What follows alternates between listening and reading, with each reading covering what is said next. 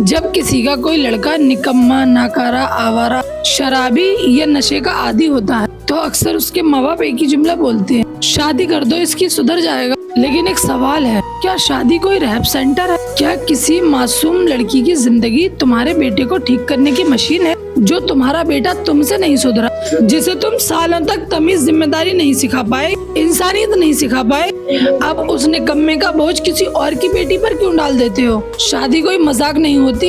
एक लड़की अपने माँ बाप, अपना घर, अपने सपने छोड़कर आती है और तुम उसे एक ऐसे आदमी के हवाले कर देते हो जो ना अपनी जिंदगी संभाल पा रहा है, ना अपनी आदतें।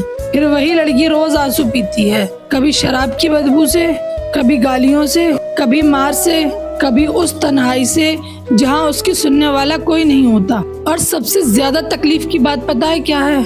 जब लोग कहते हैं कि बीवी हो तुम ही सुधारो। क्यों सुधारे वो?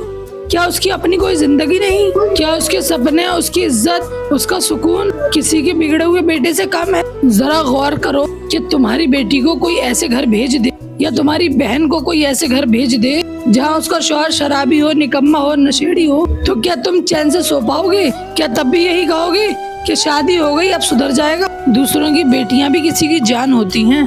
उन्हें अपने बेटों की सजा मत बनाओ। पहले अपने बेटे को इंसान बनाओ, जिम्मेदार बनाओ, अखलाक सिखाओ, फिर किसी की बेटी का हाथ मांगो। क्योंकि शादी किसी लड़के को सुधारने के लिए नहीं, दो समझदार इंसानों के साथ जीने और जिंदगी गुजारने के लिए होती है।